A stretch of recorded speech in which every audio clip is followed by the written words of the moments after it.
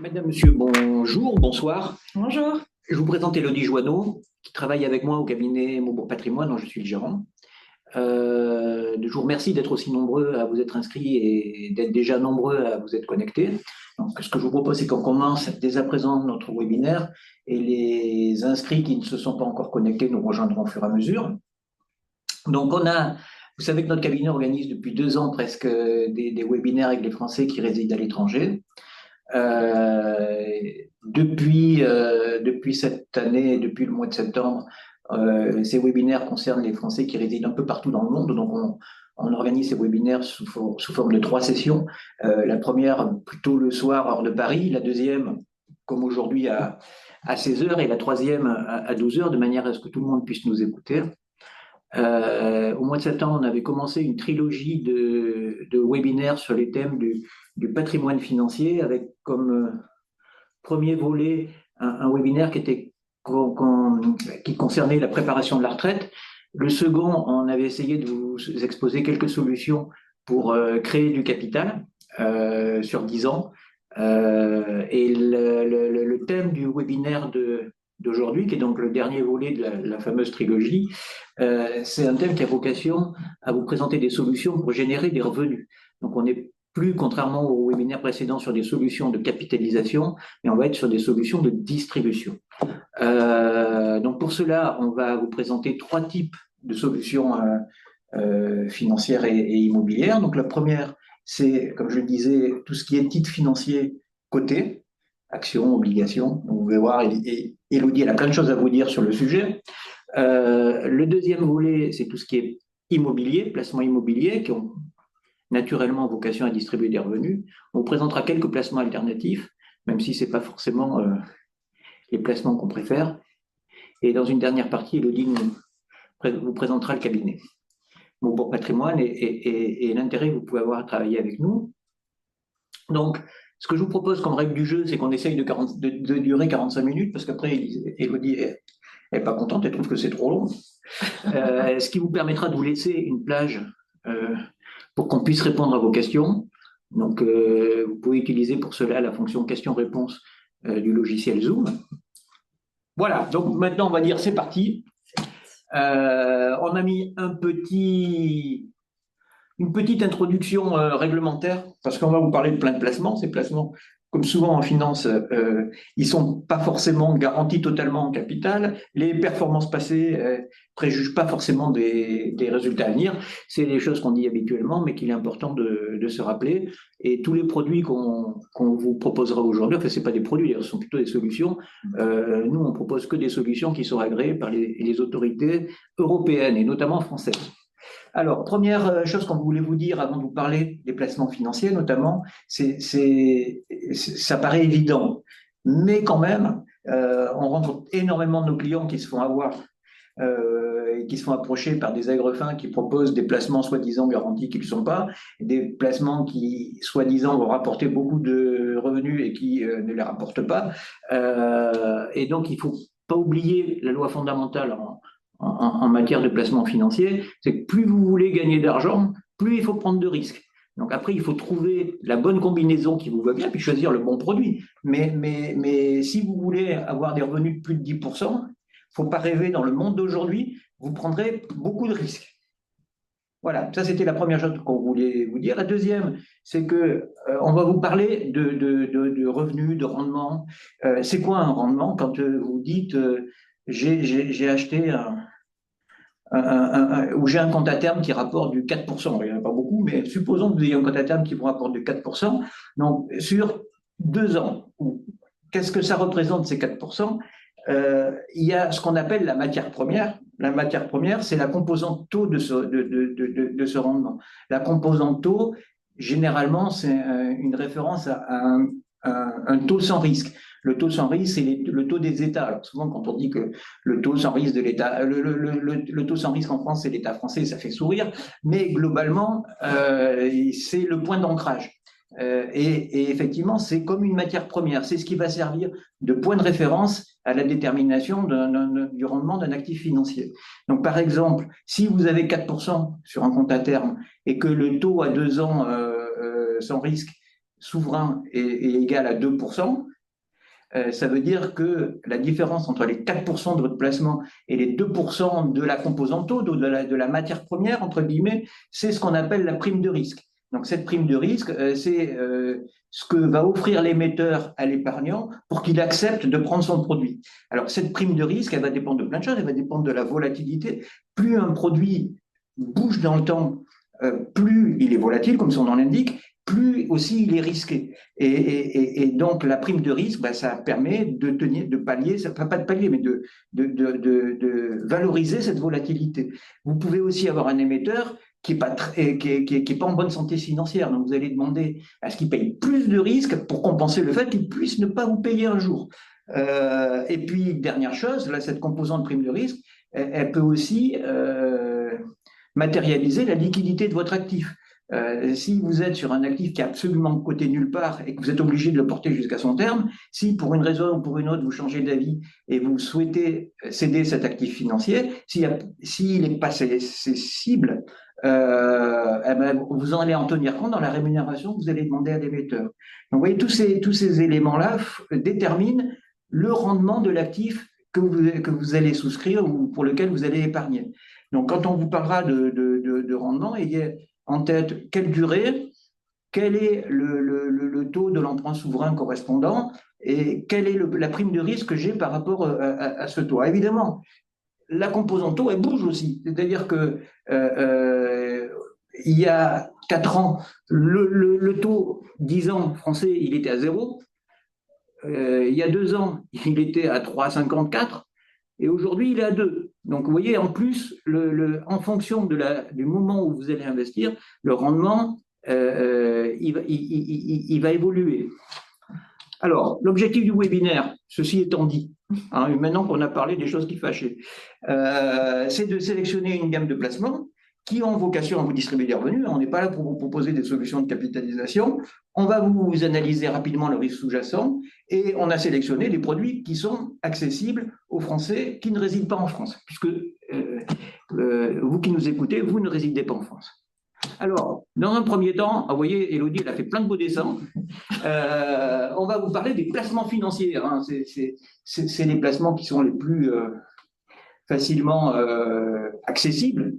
Ils sont flexibles, ils sont liquides et ils ont vocation, en tout cas ceux qu'on va vous présenter, à distribuer des revenus. Donc pour vous, c'est probablement la solution où vous avez le moins de contraintes. Et les supports qu'on va vous présenter, ils sont accessibles, ils sont diversifiés et vous pouvez les choisir en fonction du risque que vous souhaitez prendre. Mais évidemment, moins vous souhaitez prendre de risques, moins vous aurez de revenus. Voilà. Donc, Élodie, je vous laisse la parole. Élodie, elle va nous parler, notamment dans un premier temps, des actions. Pourtant, c'est pas habituel. Quand on parle action, on parle plus-value, on ne pense pas à revenus. Oui, c'est vrai que sur le marché boursier classique, on investit souvent en actions pour essayer de générer de la plus-value sur le cours de l'action. Mais vous allez avoir aussi une sélection d'actions qui sont dites de rendement, où l'objectif, c'est plutôt de cibler un cœur de portefeuille qui va vous générer et qui vont verser des dividendes réguliers et intéressants. Donc, on ne va pas forcément chercher la hausse de l'action, mais plutôt ce système de versement de dividendes. L'avantage, c'est que bien évidemment, vu qu'on est sur le marché des actions, c'est le marché qui est quand même le plus risqué, donc les revenus sont potentiellement plus élevés et en croissance. La liquidité, par contre, elle est totale. Vous êtes sur un marché boursier qui est accessible aux particuliers, donc vous pouvez acheter et vendre quand vous souhaitez, et vous avez la possibilité de modifier l'allocation à tout moment. Vous n'êtes pas bloqué sur une durée. L'inconvénient, c'est que bien évidemment, le rendement n'est pas garanti. La volatilité de l'action, vous la subissez quand même. Et indéniablement aussi le dividende qui n'est pas forcément régulier chaque année. On l'a vu par exemple sur les périodes de Covid où ça a été assez compliqué sur ces actions-là. Bien évidemment aussi, un rendement élevé peut masquer une fragilité de l'entreprise, donc c'est essentiel de faire une analyse et une sélection très stricte, parce que là, on va investir dans une société en particulier et pas dans un panier d'actions. Donc forcément, il faut être très vigilant sur le choix des actions. Donc on vous a fait une petite sélection de grandes sociétés qui sont assez connues dans différents secteurs et qui ont un rendement aujourd'hui d'environ 7%. Alors, juste une petite remarque pour compléter ce que vient de vous dire Élodie. On est dans une situation qui est singulière, c'est-à-dire que on vous a présenté des sociétés mondialement connues, hein, qu'elles soient aux États-Unis comme Pfizer, comme Altria, et qu'elles soient à Londres comme BAT, qu'elles soient en Italie comme Intesa ou en France comme Engie. C'est des sociétés que vous connaissez. Altria, c'est Philippe Maurice. Elles offrent plus de rendement que les obligations correspondantes. C'est-à-dire que une société comme Altria, elle va donner plus à ses actionnaires qu'elle donne à ses créanciers. Alors que traditionnellement, c'est pas le cas. Donc, ça, c'est la première remarque. La deuxième remarque, c'est que quand on cherche comme ça à investir dans des actions de rendement, il faut choisir des actions qui sont sur des secteurs très matures. Donc, vous voyez, Engie, par exemple, sur la partie énergétique, certes, ils ont des gros budgets d'investissement, mais ils sont sur ça fait partie de ce qu'on appelle les utilities, c'est des secteurs qui sont plutôt pépères. Les sociétés de tabac, je vous fais pas un dessin, c'est pas des sociétés de croissance, c'est des sociétés qui génèrent beaucoup de cash flow parce qu'elles gagnent beaucoup d'argent, donc elles génèrent beaucoup de trésorerie, elles sont capables de la restituer à leurs actionnaires, mais elles n'ont pas besoin d'énormément d'argent pour investir. Elles sont sur des métiers, voilà, où elles essayent surtout d'exploiter le truc jusqu'au maximum. Vous avez des sociétés dans les télécoms aussi qui sont un peu dans les mêmes situations. Donc, il faut prendre des sociétés. Pfizer, c'est un peu différent. Pfizer, elle offre un gros rendement parce qu'elle a un problème de génération de nouveaux médicaments. C'est la société qui fait le Viagra, Elodie. Et donc, elle est plutôt dans une situation où elle a un rendement élevé parce que son cours d'action a baissé. Ceux-là, il vaut mieux les éviter quand même, hein. Voilà, c'est la deuxième remarque que je voulais faire. Et la troisième et la dernière sur les actions de rendement, c'est que on vous a fait un choix d'action. Il y a quelques fonds qui existent, pas beaucoup, hein, mais il y en a quelques-uns qui achètent que des actions de rendement et qui les redistribuent ensuite le rendement à ceux qui les ont souscrits. Donc, si ça vous intéresse, on pourra vous en parler à l'occasion. Élodie, on a parlé des actions, maintenant on va parler des obligations. Oui, du coup, le parallèle, il y a le marché des actions, le marché obligataire. Là, du coup, vous n'allez pas rentrer au capital de la société, mais vous allez détenir un titre de créance que la société a émise sur le marché obligataire.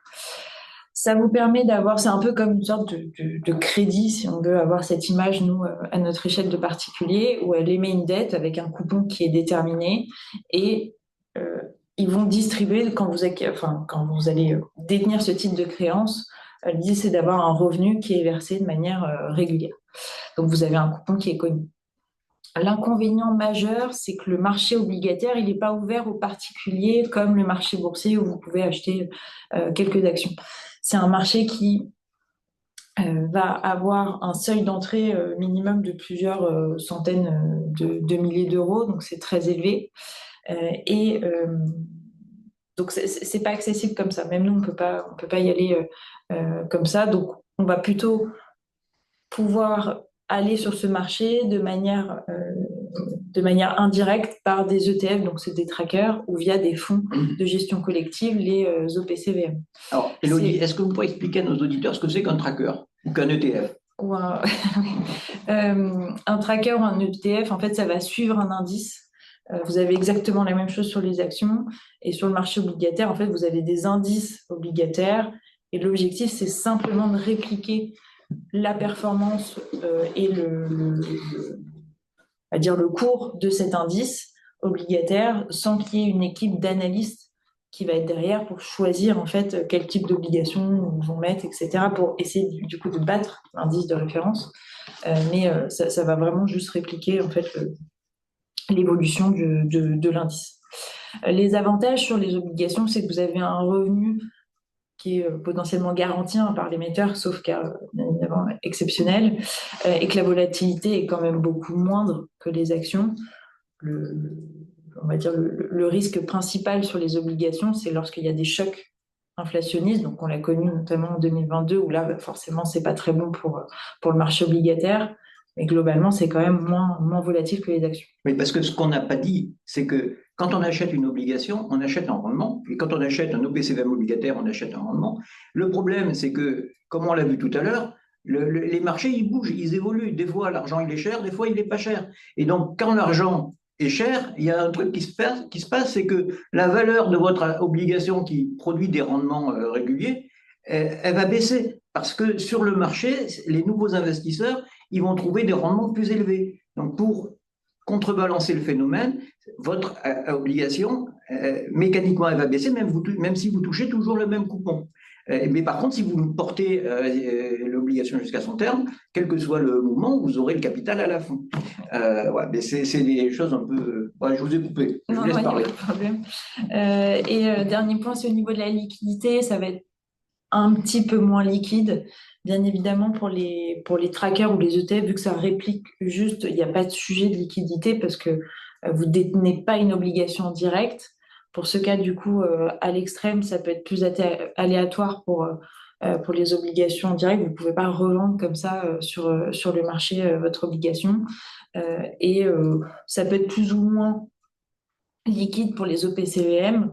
Il peut y avoir en fait enfin, la liquidité, elle va être présente, mais il peut y avoir notamment des frais ou ce genre de choses, ou des pénalités, parce que forcément pour les gérants obligataires, ça peut être plus compliqué en tout cas de gérer ces sorties ou ces entrées. Ils peuvent du coup essayer de freiner en mettant des pénalités de sortie. Ouais, ça dépend des cas, mais globalement, retenez, Globalement, ça reste assez. liquidité totale pour les ETF, un peu moins totale pour les obligataires, plus aléatoire pour les obligations en direct. Mais comme c'est compliqué de les tenir en direct, parce que c'est 100 000 euros au minimum, voilà. Donc, du coup, on en vient sur cette transition. Finalement, c'est vrai que c'est plus accessible en gestion collective. Aussi, d'une part, parce que vous allez pouvoir mutualiser le risque. Le gérant obligataire, lui, son but, c'est d'avoir un panier d'obligations différentes. Donc, vous avez accès, en fait, à cette diversification. Vous avez aussi accès à une gestion professionnelle. Les gérants obligataires, c'est quand même beaucoup plus technique qu'un gérant action. Et il faut une analyse très précise de chacune des sociétés et chacun des bilans. Donc, on ne s'improvise pas gérant obligataire. Et un prospectus, c'est 300 pages minimum. Donc, c'est vraiment un métier particulier que de la spéculation qu'on peut retrouver au niveau des actions. Et également, il y a des frais qui sont maîtrisés à l'intérieur de ces fonds. On a voulu vous présenter 4 fonds qu'on peut retrouver. Donc, c'est un petit échantillon, mais c'est pour que vous voyez qu'il peut y avoir différentes stratégies dans les gestions obligataires. Vous avez dans un premier temps le SG Dynamic Income, c'est un fonds obligataire sur les États-Unis avec des obligations en dollars. Donc ça, c'est assez, on va dire, un fonds assez classique qu'on peut retrouver et qui fonctionne très bien. Vous avez également des fonds obligataires qui vont être plutôt sur un secteur en particulier. Donc là, notamment, on a pris l'exemple du Tikehau Subfin, où lui va vraiment investir sur des obligations d'entreprise dans le secteur de la finance. Et on le voit en tout cas dans la gestion obligataire que c'est quand même là où les entreprises rémunèrent assez bien au niveau de leurs émissions obligataires. Vous avez également des fonds obligataires qui vont avoir un secteur géographique particulier. Donc, c'est le cas du IVO Emerging Corporate Debt qui va s'orienter sur de la dette d'entreprise dans les pays émergents. Donc, forcément, on ne va pas s'orienter sur de la dette d'État de pays émergents. C'est vraiment plutôt sur les entreprises. Et forcément, mécaniquement, on a des rendements qui vont être plus élevés. Et enfin, dernière catégorie, qui est plutôt pour les personnes plus prudentes, vous avez des fonds obligataires à échéance. Donc là, l'objectif n'est pas forcément d'avoir un secteur ou une géographie particulière, mais c'est vraiment l'échéance du fonds.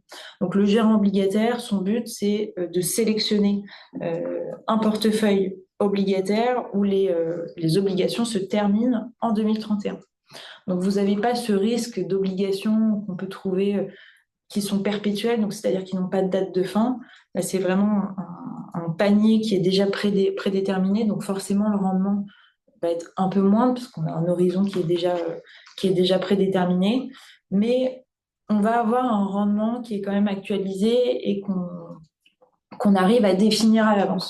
Donc ça, c'est assez intéressant pour les personnes, en tout cas, qui sont plus prudentes ou qui veulent diversifier totalement. Voilà. Et en termes de où est-ce qu'on loge tout ça, que ce soit les OPCM obligataires ou les actions, ça va plutôt être dans un compte titre. Et les montants sont souvent quand même demandés à partir de 100 000 euros pour Ouais, ce nous, on type a une de... solution au Luxembourg, donc où vous n'avez pas de fiscalité. Si vous résidez à l'étranger, en tout cas pas de fiscalité dans le pays du Luxembourg. Et notre partenaire, c'est une banque luxembourgeoise, elle demande un minimum de 100 000 euros. Je voulais juste rajouter deux petites choses, Elodie. La première, c'est que on est quand même dans une situation particulière. Les investisseurs sont très optimistes en ce moment et la prime de risque, elle n'a jamais été aussi basse. Euh, les États-Unis ont encore des obligations d'État assez chères. La Banque centrale a commencé à les baisser, mais ça ne se voit pas trop. Par contre, la prime de risque, elle est ratatinée. Le fonds ASG, il y a 6 mois, on l'avait présenté lors d'un précédent webinaire, il était à 8. Le Tikeo Subfin, tous ces fonds qu'on vous présente là, pour avoir du rendement aujourd'hui, il faut être quand même plutôt sur les risques un peu les supérieurs hein, quand même. Donc ça vous paraît pas rapporter beaucoup, mais on est quand même sur la catégorie un peu plus risquée dans les émissions obligataires, même si c'est pas des obligations pourries. Et donc les subfins, c'est intermédiaire entre l'obligation et l'action, donc c'est censé rapporter plus. Et vous voyez, on est encore aujourd'hui, on est environ de 6,5%. On était à 8, pareil, en début d'année. Le dette des pays émergents, IVO, c'est un très bon fonds, une très bonne société de gestion qu'on aime bien. On les a dans quasiment tous nos portefeuilles. Il y a 6 mois, on était aussi à 8%. Et le Carmignac Crédit, vous voyez que quand on est en Europe sur des crédits un peu plus standards, ben, le rendement, il baisse de 1,5%. Il faut vraiment, pour aller chercher du rendement aujourd'hui, il faut prendre un peu plus de risques. Ça, c'est la première chose que je voulais vous dire. Et, euh, et la deuxième chose, c'est que on vous a parlé d'ETF, donc les produits qui suivent la bourse, qui suivent les indices obligataires, et on vous a parlé des OPCVM. Quand on est sur le métier des actions, généralement, 99 fois sur 100, c'est plus intéressant d'investir sur des ETF que sur des OPCVM, parce qu'un OPCVM, il va facturer 2% de frais de gestion, plus un intéressement. Ça veut dire que tous les ans, le gérant, il part avec 2% de retard par rapport à l'indice boursier. Historiquement, il a du mal. Parce que les marchés aux actions, ils sont liquides, et l'information, elle circule bien, et chaque fois que ça bouge un peu, c'est intégré dans les cours. Sur les obligations, on a vu, les obligations, c'est un produit un peu moins liquide, avec des montants plus importants. Et il y a moyen pour les gérants de créer de la performance par rapport aux indices. Et par exemple, IVO ou le Tikeo Subfin, ce sont des fonds qui régulièrement battent leurs indices. Donc là, il y a match entre l'ETF et l'OPCVM. Ouais, nous, souvent, on aime bien mettre des trackers sur les actions, des OPCVM sur les obligations. Voilà ce que je voulais dire, et je vous laisse la parole pour que vous nous parliez un petit peu de la possibilité de créer du revenu à partir d'un produit typiquement de capitalisation qui est le contrat d'assurance vie. Il y a deux manières. Exactement. Donc l'assurance vie, à l'intérieur, pour faire très simple, on peut retrouver la partie garantie en capital du fonds en euros, on peut retrouver des actions, plutôt des fonds actions, des fonds obligataires et autres produits. Je ne m'étale pas sur tout l'univers, mais c'est très très souple. Pour pouvoir se distribuer du rendement, en tout cas du rendement, il y a deux options finalement qui sont à retenir sur ce type d'investissement. C'est d'une part les rachats programmés. Vous avez la possibilité sur l'assurance vie de pouvoir disposer de votre capital quand vous le souhaitez. C'est vraiment le principe même hein, de l'assurance vie, c'est que c'est pas bloqué dans le temps. Et vous avez le choix de choisir aussi le montant de votre achat et la fréquence, c'est-à-dire par mois, trimestre, semestre ou annuel. Donc ça reste très très souple là-dessus, mais vous pouvez déjà le prédéterminer à l'avance. L'objectif, c'est vraiment de se dire, je garde la maîtrise de mon capital et j'en dispose quand finalement mes besoins augmentent ou diminuent en fonction de chaque année.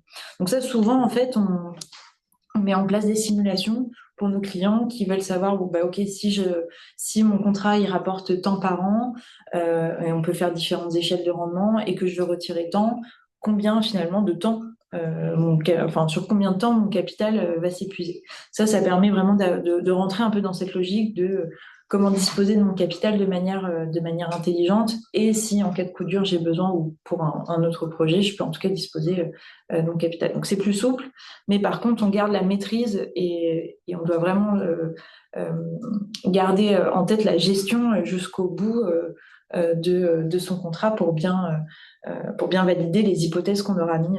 Donc là, en fait, on peut mettre des supports un peu plus dynamiques que des obligations, par exemple. Donc avoir peut-être un peu plus de performance si on gère comme il faut, et utiliser les plus-values pour distribuer du revenu. C'est ça, exactement. Voilà. Et il y a une deuxième solution, non? Quand on a un contrat d'assurance vie, il me semble. Et l'autre solution, donc là, c'est plutôt pour les personnes qui veulent se dire, bon, OK, j'ai réussi à générer tant de plus-value sur mon contrat, et à un moment, je sais que je vais plus vouloir gérer et pouvoir avoir un revenu qui va être garanti à vie. Donc, c'est vraiment les, le système de rente viagère. Là, vous avez un revenu stable qui est garanti, qui sécurise finalement votre fin de vie, et aussi d'avoir la possibilité d'une rente qui va être réversible, donc c'est-à-dire qui peut être transmise à votre conjoint. Vous avez différents systèmes de rente aussi qui peuvent être à annuité à garantie, par palier, etc. Je ne rentre pas forcément dans le détail, où forcément le montant va varier en fonction de l'option que vous choisissez. Bien évidemment, ce système de rente, la compagnie d'assurance, elle va se baser sur les tables de mortalité et en fonction de l'âge auquel vous allez transformer votre contrat en rente. Donc, si vous le faites très jeune, forcément, votre rente, elle va être beaucoup plus faible que si vous attendez de le faire à un moment donné. Donc, ça peut être tout à fait, on va dire, complémentaire à l'option 1. Mais il faut le faire assez tardivement, sinon on voit que quand on calcule, c'est pas forcément le plus rentable. Par contre, vous avez plus de soucis de gestion et au moins vous avez cette rente qui est jusqu'à la fin de votre vie. La seule limite qu'il peut y avoir, c'est en termes de transmission de patrimoine. Forcément, parce qu'il n'y a plus de patrimoine à transmettre. Exactement, le capital, on a tout mangé. Il y a vraiment une rente qui est versée. Donc ça, de toute façon, on demande auprès de nos assureurs directement, en disant, bah voilà, s'il y a un contrat de temps et que mon client à tel âge, il le sort en rente, quel est aujourd'hui le taux de la rente? Et en tout cas, ça, c'est des informations qu'on arrive à avoir facilement. Donc on a vu 3 solutions financières. Oui. La première, les actions, qui est un peu atypique, on n'y pense pas toujours, pourrait générer des revenus, mais il n'empêche que ça existe et ça a même plus de revenus que certaines obligations. On a parlé des obligations, on a vu comment on pouvait créer du revenu à partir d'un produit typiquement de capitalisation qu'est le contrat d'assurance vie. Alors maintenant, on va aller sur des choses un peu plus traditionnelles et on va voir comment on peut espérer générer des revenus avec le placement qui caractérise le mieux la distribution de revenus, je parlais évidemment des placements immobiliers. Et donc, souvent, quand on est français et qu'on habite à l'étranger, on est tenté d'aller investir dans l'immobilier, d'abord parce qu'on se dit ça va me servir de pied-à-terre quand je reviendrai en France, ou temporairement ou définitivement. Et puis, en plus, on se dit, bah, c'est quand même stable, les revenus sont indexés sur l'inflation, le patrimoine, il a plutôt tendance à évoluer à la hausse.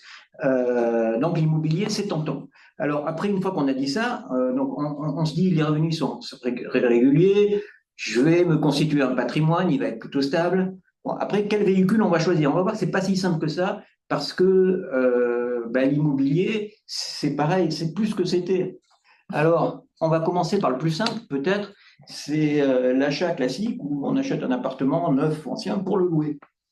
Donc c'est l'immobilier en direct. Bien évidemment, l'objectif, c'est d'acheter un appartement, le mettre en location, le mettre en gestion. La principale limite, en fait, à la gestion immobilière, c'est la gestion locative, qui est complexe, bien évidemment, parce que vous êtes à distance. Mais même pour ceux qui sont en France, la gestion locative, ça reste assez compliqué dans le temps. On est souvent obligé de prendre des garanties locatives qui peuvent manger aussi sur la performance globale. Donc, garantie locative, ça vous permet de vous couvrir sur les vacances. locative, sur les dégradations du bien, sur tout ce qui est un peu c'est les problèmes qu'on va rencontrer lorsqu'on est en location un appartement. Donc ça, il faut quand même avoir ça en tête. Aussi sur les changements assez réguliers de locataires, il peut y avoir aussi des franchises qui peuvent être prises. Bon, il y a un peu déjà le monde de la gestion locative n'est pas forcément évident. Vous avez en plus les contraintes réglementaires qui apparaissent de plus en plus, soit sur le plafonnement des loyers en fonction des villes ou les diagnostics énergétiques qui sont en train d'être mis en place. Ça peut avoir bien évidemment des contraintes sur votre performance à long terme s'il y a des travaux de rénovation qui sont à faire, si vous avez des gros travaux, que ce soit sur les ravalements de façade, les toitures. Forcément, ça peut aussi manger votre taux de rendement sur du long terme. Et les charges, globalement, c'est un point qu'il faut toujours bien étudier, qui peuvent être parfois très élevés en fonction de comment a été géré le bien, dont la fiscalité qui n'est pas neutre si vous êtes sous le régime des revenus fonciers en France. Donc ça, c'est vraiment tous les points noirs que j'ai mis en avant. Mais tout ça pour dire qu'investir en immobilier, oui, il y a quand même des bonnes opérations, mais il faut être très sélectif et ça demande souvent du temps pour arriver à bien identifier un bien. Et quand on est à distance, surtout dans un autre pays, c'est pas forcément facile. Donc ça, c'est déjà un peu le point de vue de mise en place. Le rendement, après, peut varier énormément en fonction de la zone où vous investissez. Je vous apprends pas non plus grand-chose, mais on va plutôt cibler aux alentours des 3% sur les grosses villes, et notamment, par exemple, Paris. On va pas dépasser plus si on enlève un peu tous ces frais. Donc, il faut plutôt s'orienter en Provence. Forcément, on peut avoir un rendement plus élevé, mais là, il faut être soit très bien connaître la région, en tout cas être assez sélectif. Et puis, il n'y a pas de mystère, hein.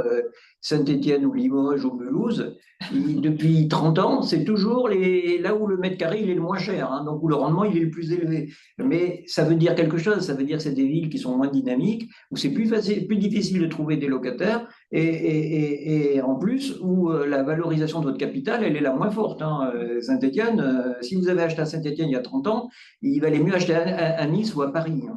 Donc voilà, c'est comme on disait tout à l'heure, la prime de risque, elle se justifie, hein.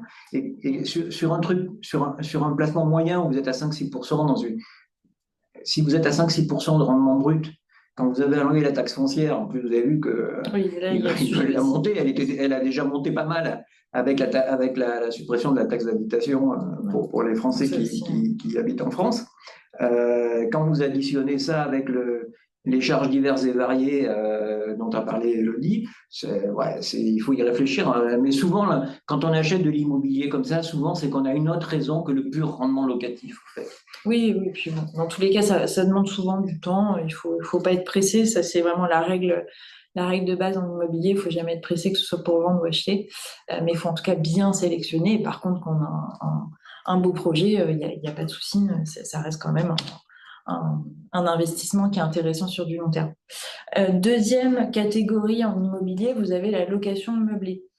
Là, en tout cas, si le sujet de la gestion locative vous pèse un petit peu, vous avez ces types d'investissements où vous avez un exploitant en fait qui va gérer la résidence pour vous.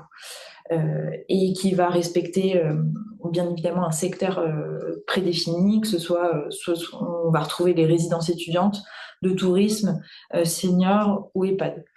L'atout majeur, c'est que vous avez un loyer qui est contractuel et qui finalement, peu importe s'il y a vacances ou pas vacances, il est payé quoi qu'il arrive, entre guillemets, bien évidemment. Par exemple, sur le Covid, ça a été parfois un peu compliqué. Mais dans la logique, il n'y a pas ce sujet, en tout cas, de changement de locataire. C'est un exploitant et un loyer qui est bien mis en place avec le bail qui est mis en place. Donc, vous n'avez aucune gestion à faire. Vous avez une fiscalité particulière parce que vous êtes au niveau des bénéfices industriels et commerciaux, donc qui est quand même plus avantageuse que les revenus fonciers. Et du coup, vu que vous êtes dans un système un peu d'entreprise, vous pouvez récupérer, en tout cas, la TVA.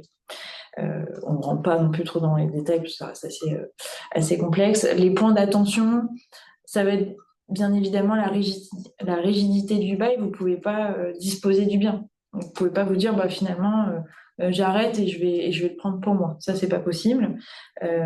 Également, il y a ce système de bail où il y a toujours un petit peu d'appréhension lors de la fin de bail, à se dire est-ce que l'exploitant va continuer, est-ce qu'il va y avoir un changement, est-ce que ça va être mieux, moins bien, etc. Donc, il y a quand même cette partie un peu de doute.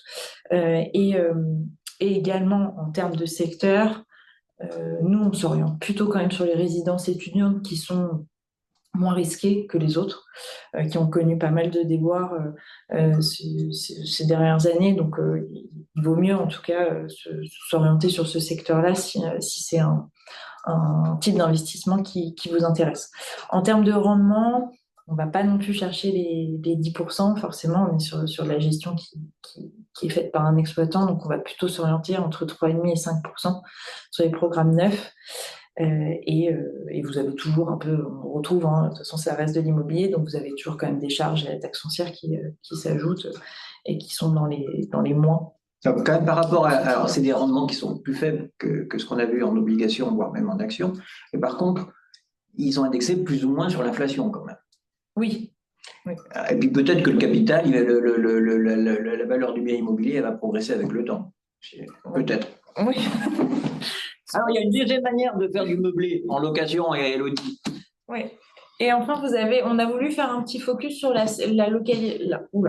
location saisonnière, car ça peut aussi vous s'adapter, on va dire, à votre situation, du fait que souvent, si vous voulez investir en France et que vous souhaitez pouvoir en disposer, si vous revenez pour vos voyages ou quoi que ce soit. Donc, c'est vrai que la location meublée de courte durée, type Airbnb, Booking, elle peut être intéressante pour des personnes qui veulent disposer de leurs biens quand ils ont envie. Donc ça, c'est vraiment la flexibilité et se dire je peux en disposer et je peux en même temps générer des revenus. Le rendement également, il est quand même plus élevé que de la location longue durée, ça c'est bien évidemment. Le rendement va être plus élevé, mais bien évidemment, vous avez aussi des coûts qui vont être plus élevés, du type ménage, conciergerie ou entretien. Donc ou Airbnb. Oui, donc du coup, oui, ou Airbnb aussi qui prend des frais.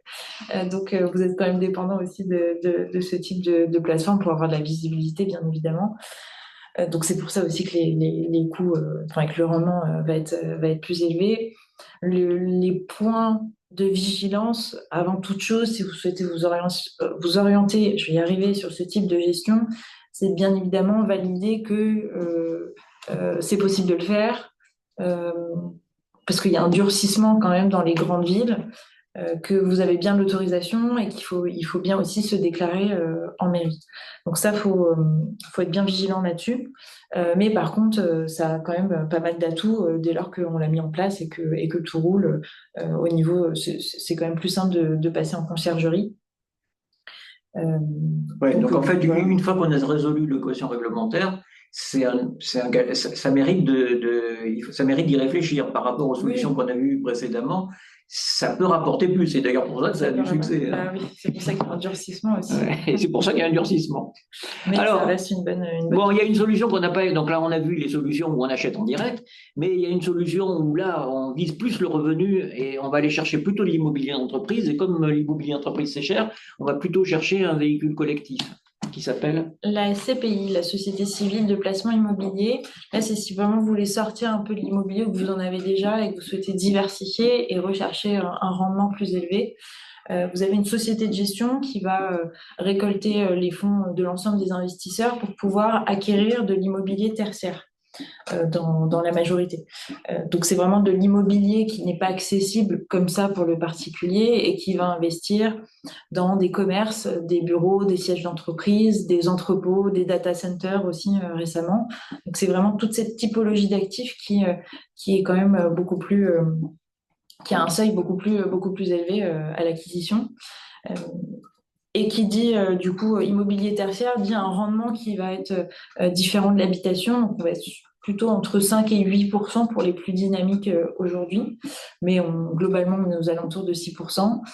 Et ça vous permet d'investir aussi dans l'immobilier à partir de quelques milliers d'euros, donc c'est très accessible, de manière aussi en termes de versement programmé, si vous voulez aussi vous constituer. Enfin, ça répond aussi à l'objectif de capitalisation. Et l'objectif, c'est de pouvoir, après un délai de jouissance qui est souvent entre 3 et 6 mois, de pouvoir tout de suite récupérer des loyers directement, sans aucune gestion à faire, parce que c'est la société de gestion qui fait tout pour vous, et d'avoir accès à un portefeuille qui va être très vaste. On ne va pas juste investir dans un bureau ou un commerce. Vous avez vraiment c'est des sociétés qui représentent plusieurs centaines de millions, voire milliards d'euros, et qui vont investir dans différents secteurs, mais aussi différents pays. Vous pouvez avoir cette mutualisation du risque autant sur des SCPI françaises qui peuvent être aussi européennes ou qui peuvent être internationales pour certaines également. Donc ça permet vraiment d'avoir une diversification totale en immobilier. Et du coup, vu qu'on est assez élevé en fiscalité en France, d'avoir une fiscalité qui peut être plus douce, notamment sur les SCPI européennes où il y a un prélèvement qui est fait directement à la source et qui reste quand même plus abordable que... Ouais, parce que quand on achète une SCPI qui investit en Europe, la SCPI, elle est française, mais la fiscalité, elle est prélevée là où il y a l'immeuble, donc en Europe. Et avec les conventions fiscales entre la France et les pays européens, ça veut dire que globalement, il reste quasiment plus aucune fiscalité en France, et surtout, vous n'avez pas à payer les prélèvements sociaux. Vous savez que si vous résidez en dehors de l'Union européenne, le fisc, il vous rate pas sur les revenus fonciers, il vous prend des prélèvements sociaux pour les prestations que vous ne touchez pas. C'est comme ça. Et donc, si vous investissez dans les SCPI européennes, vous n'avez pas ce frottement social. Alors ça, c'était les SCPI européens, enfin les SCPI qu'on achète en pleine propriété, mais il y a une solution pas très connue qui permet de doper son rendement.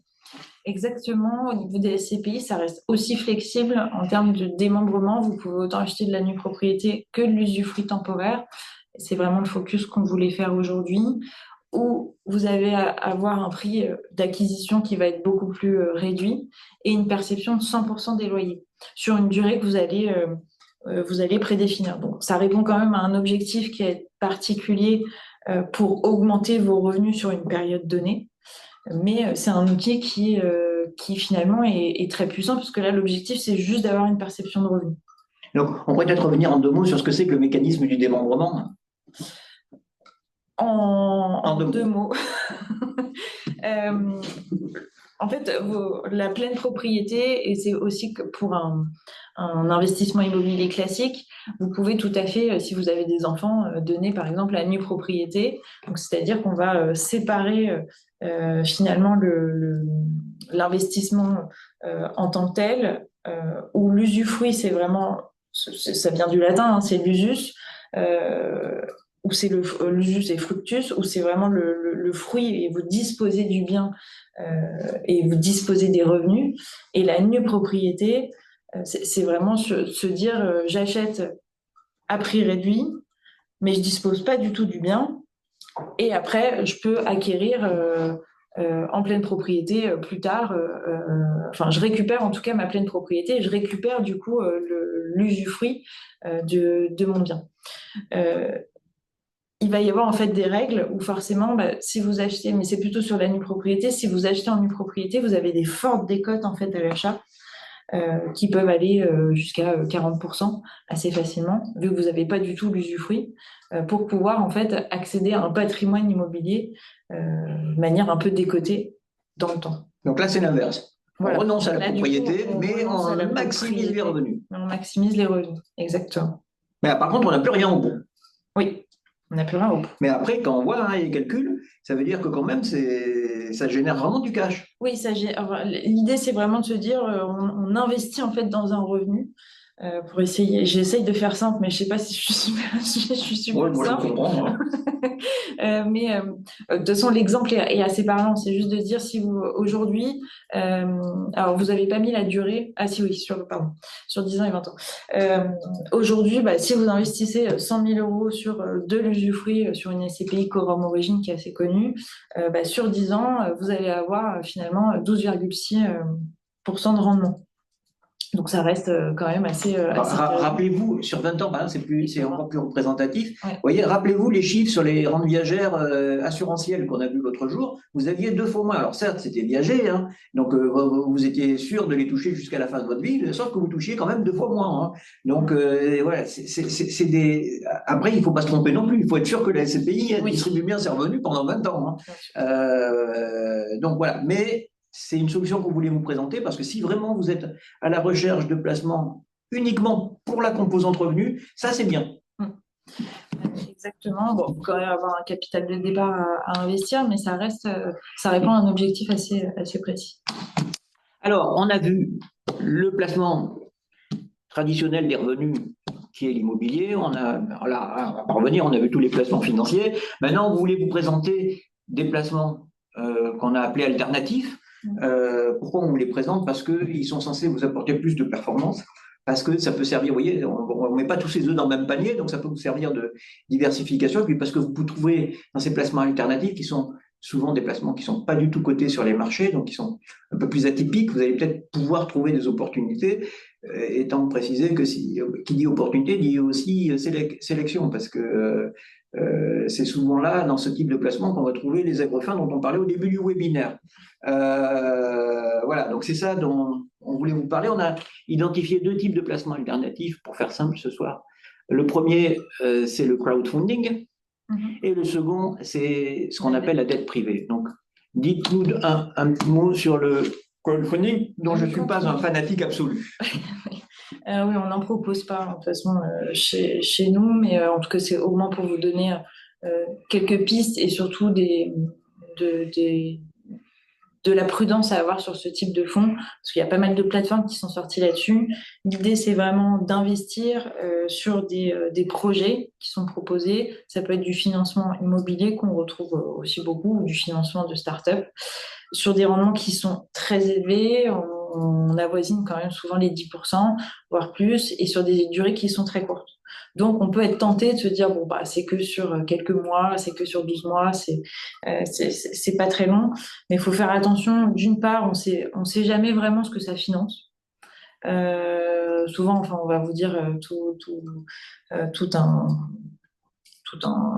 une proposition, mais finalement, ça reste assez flou et le risque de défaut est quand même élevé sur ce type de fonds-là. Donc, si vous voulez vous amuser, vous pouvez, mais il faut vraiment être très prudent et pas mettre tout son capital dedans, ça c'est sûr. Souvent, ce qu'il faut bien comprendre, c'est que, pas toujours, hein, mais à 90 fois sur 100, le financement sous forme de crowdfunding, c'est ce que la banque, elle veut pas faire. Pourquoi? Parce que le chef d'entreprise, il n'est pas fou. Hein. Quand il va aller voir la banque, elle va lui faire du 4 ou 5%. Quand il va aller sur la plateforme de crowdfunding, il va faire du 10%.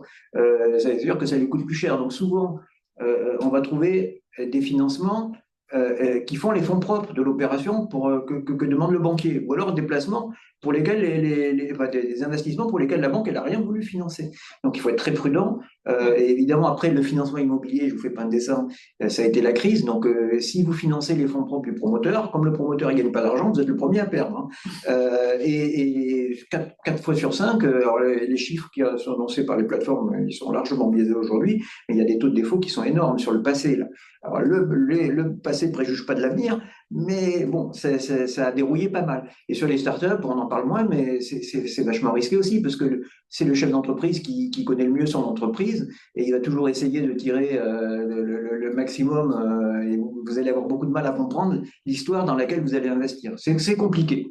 Voilà, c'est pour ça qu'on n'en propose pas aujourd'hui, ça ne veut pas dire qu'on n'en proposera jamais, mais on préfère la dette privée. D'un point de vue réglementaire, c'est toujours un peu compliqué pour nous aussi. Du coup, c'est un peu plus normal. Et deuxième option, ça reste la dette privée d'entreprise. Donc, ça va être à peu près la même chose. Hein. C'est un investisseur privé qui va aider une entreprise et où l'entreprise ne veut pas qu'elle rentre au capital de sa société. Et souvent, c'est des sociétés qui ne sont pas cotées, donc elles ne vont pas pouvoir aussi émettre sur le marché obligataire. Et vous allez avoir pas mal de sélections aujourd'hui du fait de la hausse de l'inflation. C'est vraiment un secteur qui a été plébiscité, où il y a encore des opportunités à saisir. Bien évidemment, nous, vu que ça reste de la dette privée d'entreprise, donc sur une entreprise ciblée, on va sélectionner peut-être quelques projets par an, mais vraiment, on va pas en avoir non plus des dizaines, parce qu'il faut être très sélectif aussi, et que il y a un risque de défaut et un risque où vous pouvez perdre 100% de votre capital. Donc, il faut être quand même prudent aussi là-dedans et pas tout mettre, bien évidemment. L'avantage, c'est qu'on a un rendement qui va se définir comme un crédit. Donc finalement, vous investissez un capital et ça vous permet d'avoir un coupon qui est souvent annuel par an pendant une durée qui est définie. Donc c'est très lisible. On a sélectionné notamment une entreprise qui s'appelle CVE, qui est un producteur d'énergie renouvelable en France, en forte croissance. On est quand même dans le top 10 des sociétés. On ne va pas s'orienter sur la petite start-up, hein. On s'enlève vraiment de ces sujets-là. On est sur des grosses sociétés qui ont besoin de financement. Donc c'est vrai que ce secteur a aussi beaucoup besoin de lever d'argent pour ces projets, parce qu'ils ne vont pas récupérer tout de suite le fruit de leurs investissements. C'est vraiment des projets de long terme. Aujourd'hui, c'est des rendements qui sont entre 7 et 8% selon la durée. Donc, ça peut être 2 ans à 5 ans. Et le montant qui, chez eux, par exemple, c'est de 5 000 euros à 100 000 euros pour les plus gros projets. Donc, ça reste accessible et ça permet vraiment de la diversification de patrimoine, d'avoir un coupon qui tombe dès lors qu'on a investi un peu dans les solutions qu'on a dit précédemment. Alors, ce qu'il faut bien comprendre, c'est que on est quand même sur la dette privée, mais pas de la dette bancaire. C'est-à-dire que CVE, il a fait appel à des actionnaires, donc il a levé de l'argent auprès d'ICG. ICG, c'est un gros fonds de capital international, donc c'est plutôt rassurant qu'un gros fonds de private equity ait misé sur ce groupe-là. Et toutes les centrales solaires, qu'elles soient en France ou à l'étranger, parce qu'ils font beaucoup d'activités aux États-Unis, au Chili, en Espagne et en République sud-africaine, toutes ces activités-là, elles sont financées par de la dette. La banque, elle demande des fonds propres. Les fonds propres, il y a ceux d'ICG, et puis quand il en manque, on va prendre les fonds que vous allez apporter, qui sont donc intermédiaires entre les capitaux propres apportés par les fonds de private equity et les banques. Donc c'est un peu plus risqué que les financements bancaires, mais c'est moins risqué que l'investissement en capitaux propres. Et ça rapporte 7 à 8%. Voilà le principe. Exactement. Alors, je crois qu'on a fini sur les placements, Élodie. Donc maintenant, nos auditeurs qui ont eu la patience de nous écouter pendant 45 minutes, ils veulent peut-être en savoir plus sur le cabinet Beaubourg Patrimoine. On va pas y passer un tout petit peu. On va pas y passer 25 minutes, mais exactement. On va vous dire quelques mots. Pour vous faire un résumé, le cabinet Beaubourg Patrimoine, c'est un cabinet qui existe depuis une quarantaine d'années, donc qui a connu un peu toutes les époques de la gestion de patrimoine. Le cabinet s'est spécialisé depuis 2008 sur les Français qui résident à l'étranger. On a à peu près 2000 clients et on gère à peu près 300 millions d'actifs sous gestion, dont 50 millions plutôt sur le pôle international. Donc on a vraiment notre expertise France et expertise aussi sur les Français qui résident à l'étranger. Donc on est assez 360. Personnellement, moi, ça fait à peu près 15 ans que je travaille dans le domaine de la gestion de patrimoine. Je suis autant passée par l'école de la banque privée chez BNP Paribas pendant quelques années. Et après, je me suis plutôt orientée sur les cabinets indépendants. Que ce soit avant Beaubourg Patrimoine où j'ai créé mon cabinet, et après j'ai eu l'opportunité de les rejoindre. C'est bien. Alors, oui, il faut pas oublier de dire. Et vous voulez. Et moi, vous voyez, moi, j'ai plein de cheveux blancs. Et donc, avant de racheter, j'ai racheté Beaubourg Patrimoine en 2013. Et avant, j'étais dans un fonds de private equity où j'ai acheté des sociétés. Souvent, c'était celles qui n'allaient pas bien, d'ailleurs. C'était ça ma spécialité. Et avant, j'avais créé une banque de gestion de fortune qui s'appelait la Compagnie 1818 Compagnie 1818, qui s'appelle maintenant Natixis Wealth Management.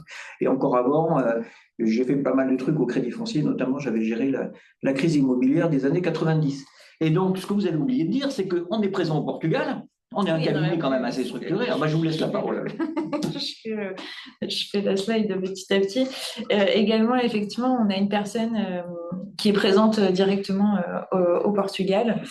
Et on va avoir d'autres experts métiers, puisque là, quand je vous disais 360, autant sur la gestion de patrimoine, mais également, on a une personne qui va être dédiée sur l'ensemble des assurances et notamment assurance santé. Donc, ça peut aussi vous intéresser, vu que vous êtes à l'étranger, et d'avoir une couverture santé, c'est toujours très important pour vous. Donc, vous pouvez également la solliciter ou on la sollicite pour ça. On a également une personne qui va être dédiée sur la location d'actifs parce qu'on peut aussi prendre en mandat nos contrats et du coup gérer pour le compte de nos clients les opérations et la gestion en fait de leur contrat. Donc on a une personne qui va analyser les fonds et nous donner les opportunités du moment et les suivre. Et enfin on a un fiscaliste qui nous aide sur les questions et notamment on en a beaucoup sur les Français qui sont à l'étranger. Donc quand on sèche un petit peu sur une question, on n'hésite pas à le solliciter pour vous apporter la réponse. Donc c'est vraiment 360. Alors, qu'est-ce qu'on fait? Et là, rapidement, Ouais, bien rapidement. évidemment, c'est un métier qui est très réglementé de plus en plus et ça va pas se terminer. Donc, c'est plus aussi pour vous rassurer que d'un point de vue sur l'ensemble en fait de nos conseils ou de nos branches d'expertise, on va être réglementé et surveillé et enregistré auprès des chambres. Donc, enfin des chambres, aussi des institutions. Et on peut être contrôlé et on est contrôlé à minimum tous les 5 ans. Vous voyez, Donc, on peut faire de la gestion de patrimoine, voilà. de l'assurance protection, de l'immobilier, du conseil, des crédits. Exactement. Et Par contre, ça fait des papiers, hein. voilà, c'est ça, mais en tout cas, c'est très réglementé et tout est vérifiable. Donc, s'il y a besoin aussi également, euh, Alors, c'est où c'est possible. qu'on peut. Si nos auditeurs veulent vous rencontrer, comment font-ils? Dans tous les cas, alors, ils sont à l'étranger, donc ça va être par visio, Ben, ça sinon, c'est ils peuvent sûr. venir vous voir, Mais non? oui, c'est la petite boutade. Mais bien évidemment, on a un bureau qui est à Paris. On a également un bureau qui va à Valence en France et pas en Espagne, et également une cellule à Nice. Donc, s'il y a besoin, on reste aussi disponible sur ces trois villes. Mais bien évidemment, la visio reste un incontournable lors des premiers rendez-vous. Donc, ça, n'hésitez pas. Enfin, pourquoi nous choisir? Euh, on reste un cabinet qui est indépendant, donc ce qui est intéressant et ce qui nous permet aussi de pouvoir vous parler aujourd'hui, de vous proposer des pistes d'investissement, c'est que par rapport à une banque classique qui va souvent vous dire non parce que eux ont une ligne directrice et ça leur demande aussi trop de réglementation de s'occuper des personnes qui sont à l'étranger. Nous, l'objectif, c'est vraiment d'auditer tout ce qui se fait aujourd'hui sur la place et de pouvoir bien sélectionner et d'affiner en fonction de vos objectifs et de votre profil de risque. Donc, on n'a pas de produits maison, on n'a pas une compagnie d'assurance ou un produit immobilier. On va vraiment faire l'audit de tout ce qu'il existe aujourd'hui pour pouvoir avoir la meilleure solution pour vous. Euh, Également, on a notre expertise internationale qui s'étoffe de plus en plus. Donc, ça, c'est un atout, bien évidemment, pour vous d'essayer de bien prendre en compte votre fiscalité et pouvoir répondre, au-delà de l'investissement, de pouvoir vraiment prendre ça en compte et de vos projets futurs.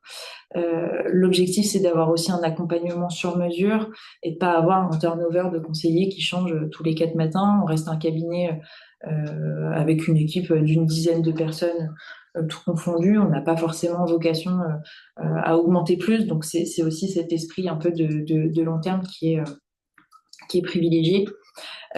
Enfin, la transparence sur les frais, ça c'est très important.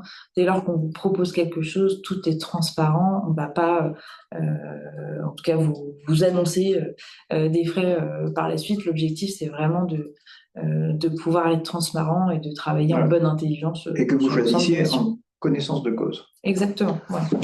Bon, on est un peu long, Élodie. Bon, ça va. 50. Ça va. Bon, on a juste respecté. Ah oui, on a dérapé de 10 minutes, quand même. Alors, ce que je vous propose, si vous avez des questions à nous poser, n'hésitez pas. Vous avez la fonction question-réponse sur Zoom. Alors, moi, je ne connais pas bien Zoom, mais Élodie m'a dit que c'était facile à utiliser. J'en profite le temps que vous réfléchissiez aux questions que vous avez à nous poser pour vous dire qu'on vous enverra bien évidemment le replay du webinaire si l'enregistrement a bien fonctionné, les supports de présentation.